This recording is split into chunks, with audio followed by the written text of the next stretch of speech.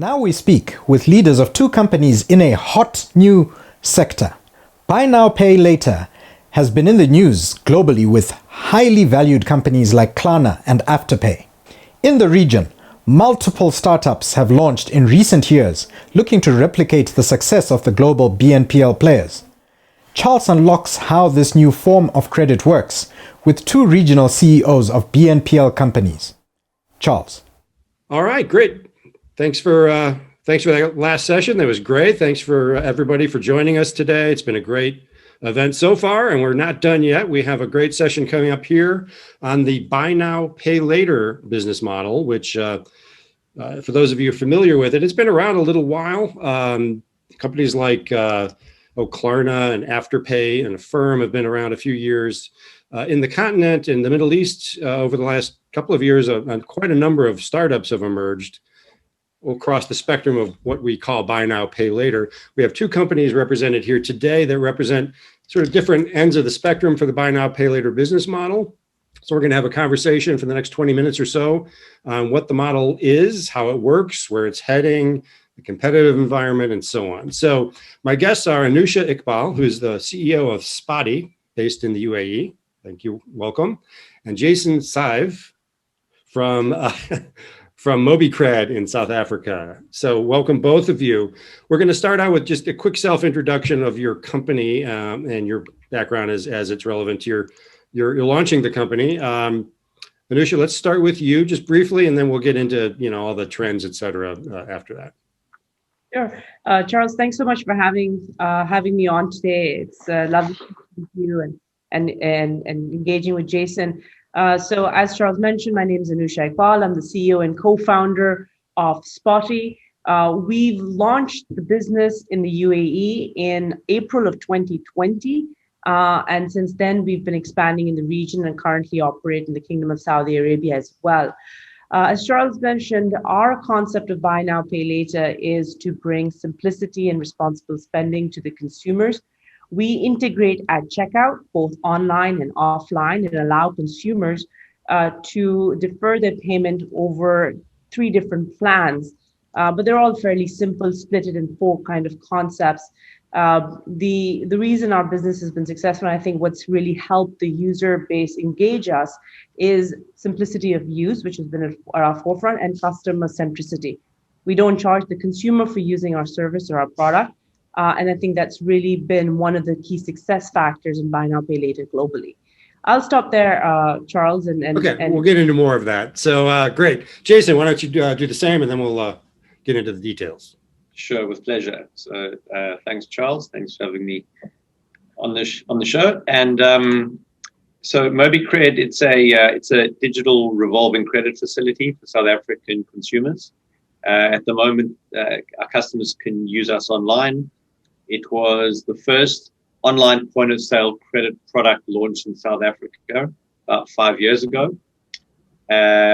It's an unsecured consumer facility that allows customers to revolve around up and down through a facility.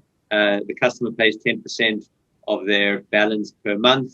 The customer does pay interest and fees, and we charge merchants a small merchant commission, much the same as they would pay for Visa, debit card, credit card.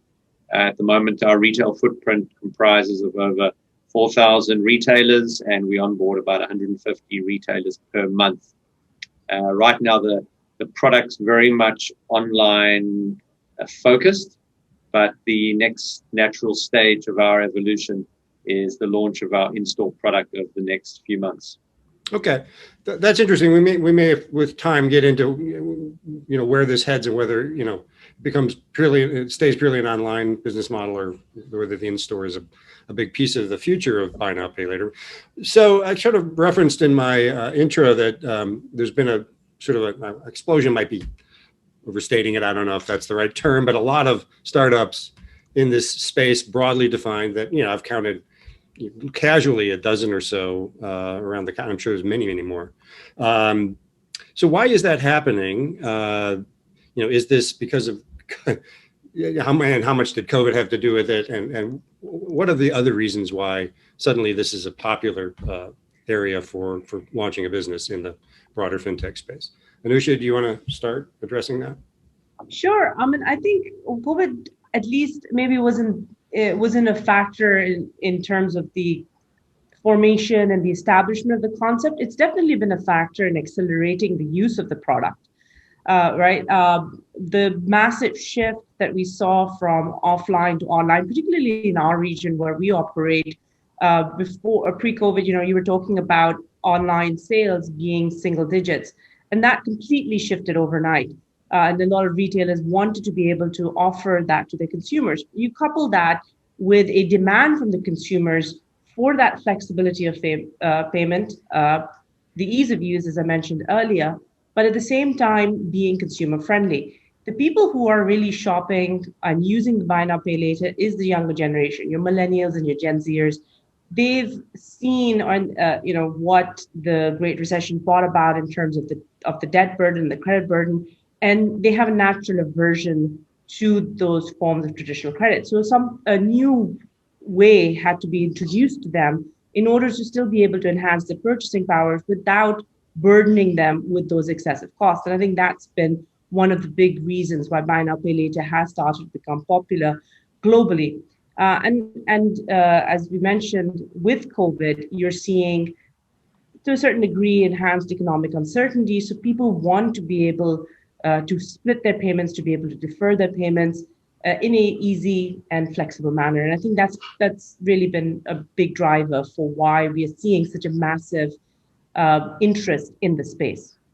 Okay, so yeah, and I've heard, and we had a call a while ago. We talked about the sort of the generational impact here, and I know, some of the bigger global companies is sort of they cite that in sort of their storytelling around why BNPL is emerging.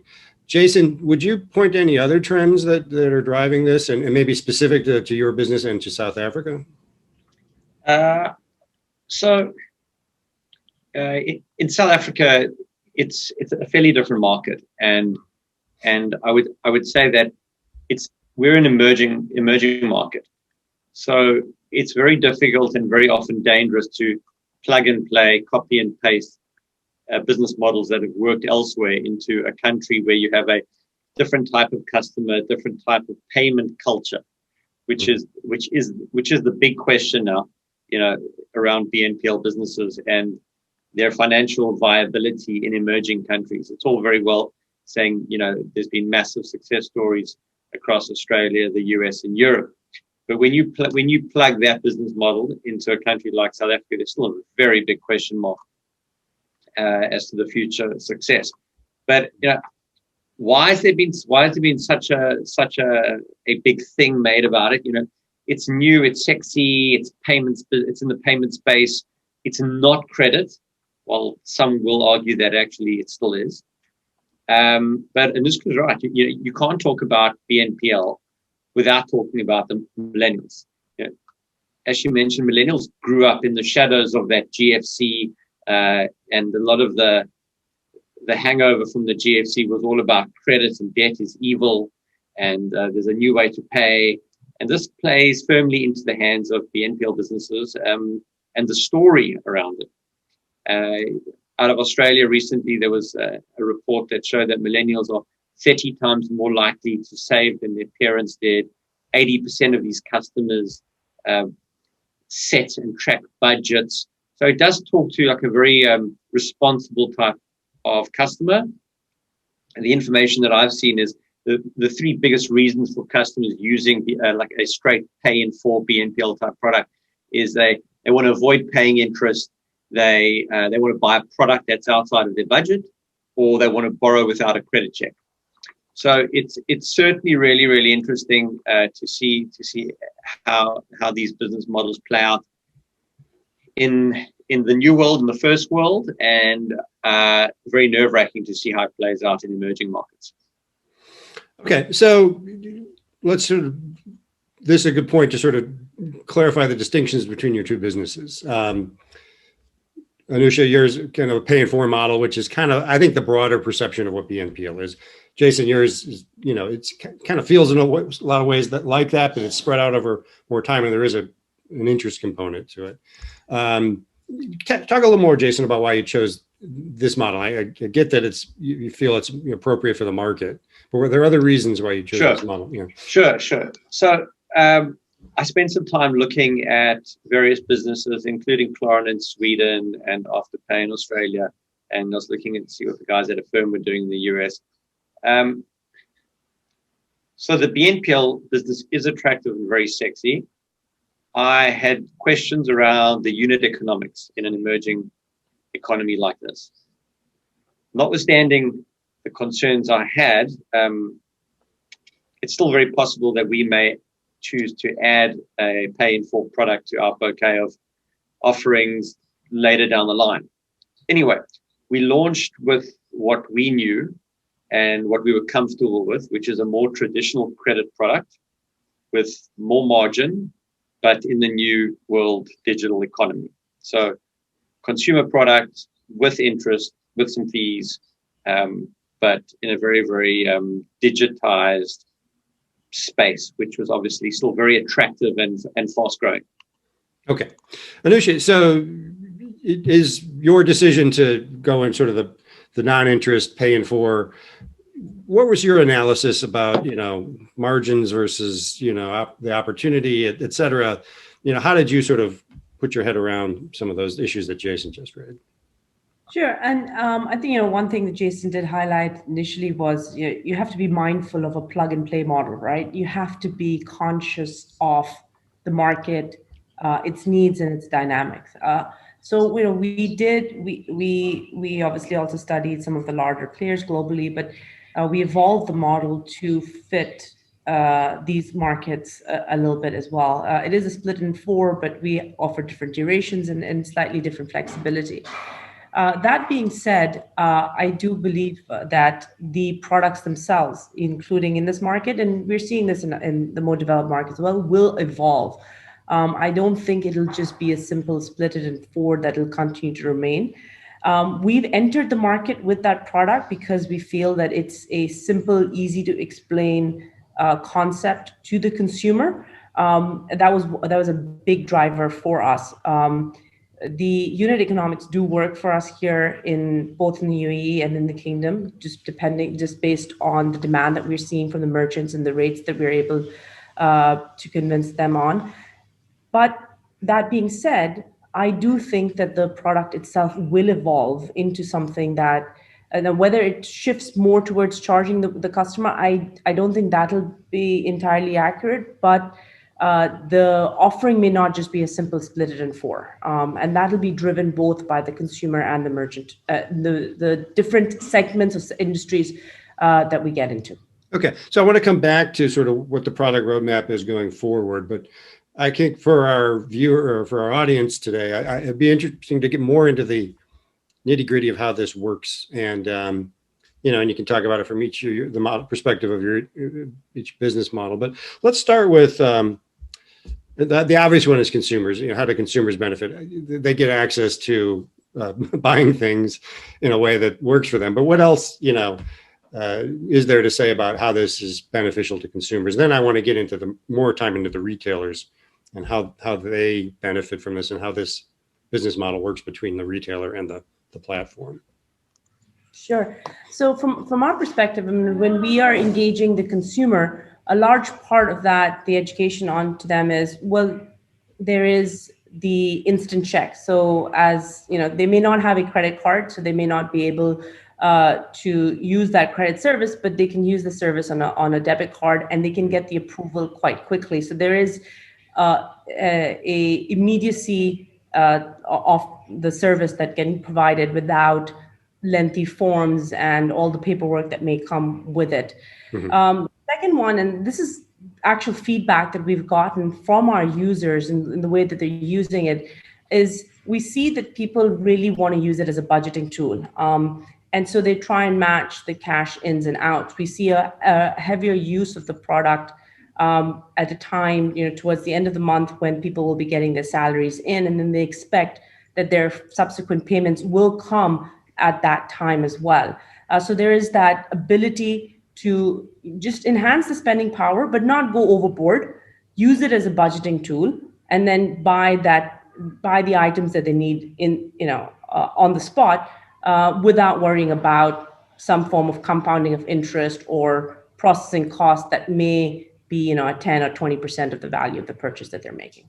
Okay. Just anything further to add on the consumer side from your perspective? I know sort of clarify the difference between, what you're offering and just having a credit card. Is there more to say about how the consumer sort of benefits from this from a personal finance basis, et cetera? From the consumer's perspective, it's a very, very compelling offer.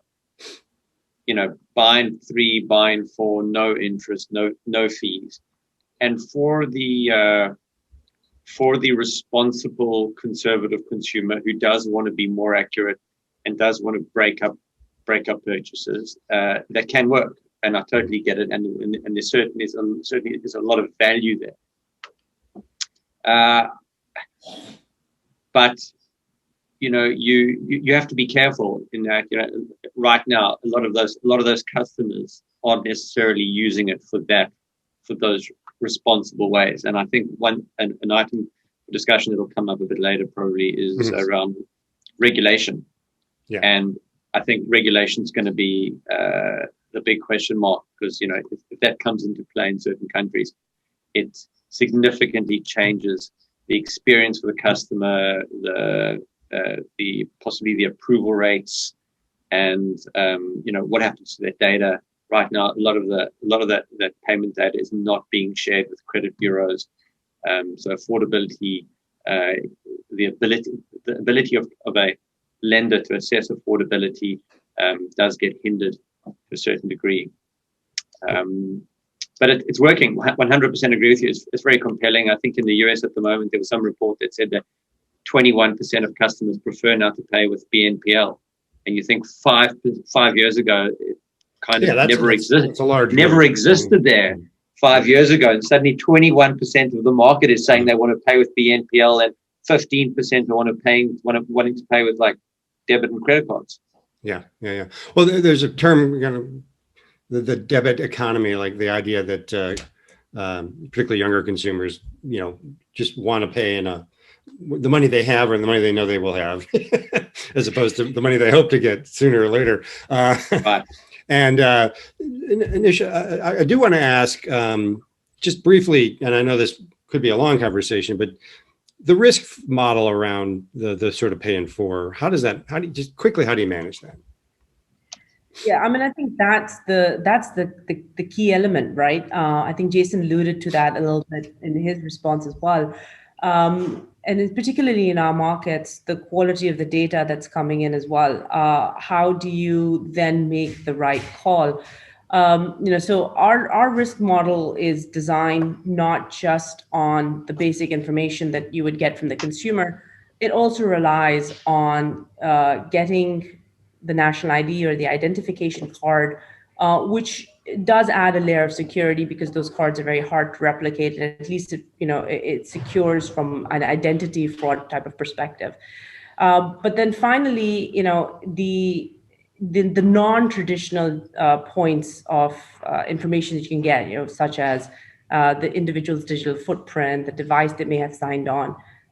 What are they purchasing? Right? Those are all factors that go into that credit model. And we've been able to map the riskiness of different products across a whole host of industries, and that feeds into the model. And then finally, just in terms of eventually that model evolves into their own behavior with us. So our entire system is built on building that relationship with the consumer. The more they spend, and we start off with very small amounts, the more they spend with us, we grow that relationship, they get higher ability to spend. But obviously all of that is really dependent on their frequency of transactions, their payments on time, and making sure that they haven't been late. So there's a whole host of things that kind of go into that, but a large part of it is just building that relationship between ourselves and the consumer. Okay. Do you share your approval rate, or how that sort of what the KPIs there are around approval? How many people click the apply button, and how many of those actually get the BNPL solution? We do share that with our merchants, and it varies by merchant. I mean, if you have a risky category merchant, we will have very low approval rates, maybe around the 50, 60%. If we have merchants in super categories, that you'll have a 90% plus approval rate on. So it really does vary. Okay. And we try to be as transparent with the user as well in terms of what can they spend. So when you create an account with us, you get a dashboard which gives you clearly which tier you're on and how do you actually be able to climb more tiers, how much can you spend. So as much transparency, as much information that we can give to the consumer, we try to give that as well. Okay, I want to move on because I want to talk about the retailer relationship and how that works. Ultimately, what's in it for the retailer? It may seem obvious, but maybe it isn't. Let's get into that. What's in it for the retailer, and what is the business relationship? Jason, why don't you start? Okay, well, I'll tell you first from our world. So in Mobicred, it's the sales proposition to the merchant is what we're providing is their ability to offer a credit product to their customers. So much the same in the way as big traditional retailers have store cards or their own credit programs. We launched the business and said to online retailers in South Africa, you want to offer credit to your customers, here's the ability. It's a revolving credit facility, and your customers will increase their average basket size and they will increase their frequency of purchasing. And it offers them an alternate payment method without having to go to a traditional mainstream bank and get a credit card or take out a loan, etc. Our pricing is very, very competitive, the same as kind of regular institutions here. That was our selling proposition. In terms of costing to the merchant, it's 1 or 2%, so very similar to what they would pay on a Visa credit card. And it's worked for us. It really has worked for us. Now, with the introduction of BNPL and the noise in international markets around what's going on, the retailers locally here are understanding that BNPL is a thing. They understand it's a different product to what we offer in that, also a lot of the BNPL limits in South Africa are maybe like a 2,000 or 3,000 Rand, where we're going up to 35,000 Rand. So our product lends itself to initially a much higher first purchase, but then because there's a very easy, frictionless second, third, fourth purchase experience for the customer, it doesn't actually, the quantum of the additional transactions are irrelevant. They'll buy something for 100 Rand, 1,000 Rand, or 5,000 Rand. So it is a very different product, but to the merchant, it's becoming more and more important locally here in South Africa to offer different payment tender types and to just let the customer choose. Anusha, your revenue model basically is based on the merchant, right? Because it's an interest-free, paying for the consumer. So how do you make money from the merchants, and is it? You just explain that a little bit. Yeah. So because we don't charge the consumer, our rates to the merchants are much higher. And what we effectively are selling proposition to the merchants. So, all the things that Jason said, high average order values, better conversion, more loyalty, even in some cases, lower refunds, all of those things, as a merchant, they are able to benefit. But basically what we tell our merchants is we're charging you a fee that gets you all of these elements. You have perfect information because you know exactly who's checking out using our service and a credit card or any other form of checkout. You're able to actually quantify, with real numbers and get a return on your investment for that value that you're putting in, right? Not too dissimilar as to, when you were doing Google ads and click-throughs. Why was that successful? Is because people could actually see the benefit and actually understand how many eyeballs they're reaching. So we took that same concept and we said, here's an ROI calculator. These are the things that you will get. Put them in the math and you will see your return on investment. So that's really been our selling point. That's where we have to convince them that even though it is higher than your traditional credit card processing rate, there is actual value that you get for that. And we've had merchants who've reported an ROI of 15, 20 times. Okay, we're actually running a little short on time, so I want to get to a couple more things very quickly. One is sort of, Jason, you kind of referred to sort of a regulatory, future, but I kind of want to just sort of wrap it all that into sort of what happens next with this model. Let's talk about, is there any regulatory challenges on the horizon? Once something's been around a while, it starts to draw attention, right? Especially if there's any problems. I don't think there's particularly been with this model, but so that's one thing to address. But I'm most interested in sort of two things. One is how does this evolve from a product standpoint? Does this become, you build off of this core into a sort of a suite of products? I mean, an example, there's a lot of sort of employee advance products that are emerging, and they build a sort of educational personal finance sort of module around those. There's other payment solutions that get into other things and sort of build up more of a suite of products for small business. Where does BNPL go in that perspective? And then just I'd like you to address sort of the competitive future. Is this an overbuilt space, and what does that mean? Is there going to be roll-ups, failures? Are big players going to come in? That's a lot in a couple minutes left, but Anusha, why don't you start just kind of fast around a couple comments on those issues? So I do think that regulators are taking a lot closer look at these models, particularly in emerging markets. And I won't comment on South Africa, but I generally, regulators tend to be a lot more conservative.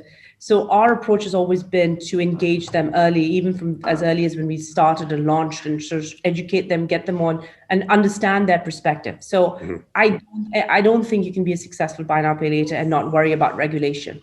So to your point, have to keep that up front in mind, have to keep them engaged in terms of what's a good model and how do you actually regulate it without being overly regulated, right? In terms of the product, I think I talked a little bit about this earlier. There will be an evolution, at least for us, beyond just the simple split it for four. For us, it's more about how, again, just going back to ease and use of and convenience of use.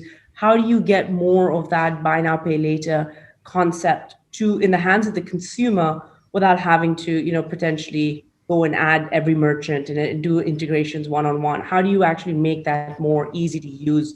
And what does that flow really look like? So, there's definitely going to be an evolution of the product, but I think all the players are going to approach it differently. But for us, it's a big focus on the consumer and getting them to use it more.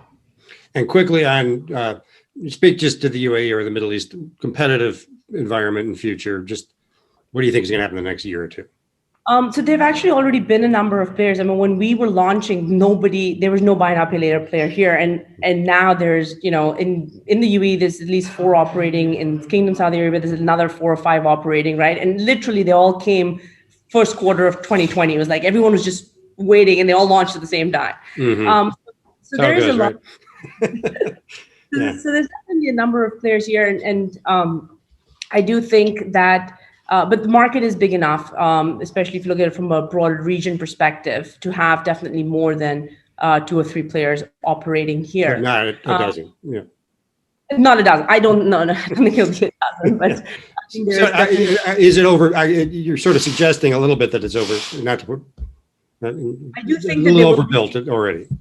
I do think that there are elements that are essential for success of this business. Not just having the scalable tech stack, having access to capital, for example, is another one. We haven't really touched on that, but it's key to the growth of businesses in the buy now, pay later. Yeah, I would like to get into that. Unfortunately, we're running a bit short. So Jason, why don't you quickly knock off those issues? What are you worried about from a regulatory standpoint? You kind of talked earlier about where the product goes. You're looking at paying for. Yeah. So I mean, there are other things there, and then lastly, competitive environment. So I think you need to keep a few things in mind. Yeah. In the last 2-3 years, there have been some famous stories of incredible growth companies around the world that have listed and are now trading at insane multiples that are greater than Facebook and Google. And this is all on the promise that they're going to deliver future profits as and when they're supposed to arrive. And only time will tell. but the margins are tight. So, there are only going to be some big guys who survive. You're not going to have every startup around the world going to become this incredible success story. That's just the way it goes. And I think all the players are going to be forced to come up with alternative byproducts that their customers are going to choose in order to keep that customer retention. You can't just be a single story product. You're going to have to add other stuff to keep that customer engaged, to retain that customer loyalty. And that's often the challenge. As a business, you have to come up with product that your customer is going to need. You're going to start building product that your customer is going to want before that customer even knows he wants it. And that's the challenge. Just 100, 500 companies around the world all jumping up and building BNPL products, fine, and they may all get some kind of airtime. But unless they've got a real plan as to what other products they're going to build around that customer base and how they're going to create real retention and stickiness, I think it's going to be a problem. And when it comes to regulation, South Africa, we don't have a good history of unsecured consumer lending. There were some very irresponsible lenders about 10, 15 years ago that really took advantage of some of the lower end of the consumer base here. And as a result of that, the regulators have been overly conservative. So, in our world, if regulation comes in over here to BNPL and suddenly you've got to be ticking 12 boxes instead of ticking 2, that does change the amount of friction that a customer experiences when going through that BNPL process. Okay. Actually, 10 other things I think we could talk about, but I do have to end it here. Unfortunately, it's been a great conversation. Thank you both for joining. Thank you to our audience for participating, and great. And it's been a great session, and thanks again. I guess that's it. Bye-bye. Thanks, Charles. Thank you, Charles. Cheers.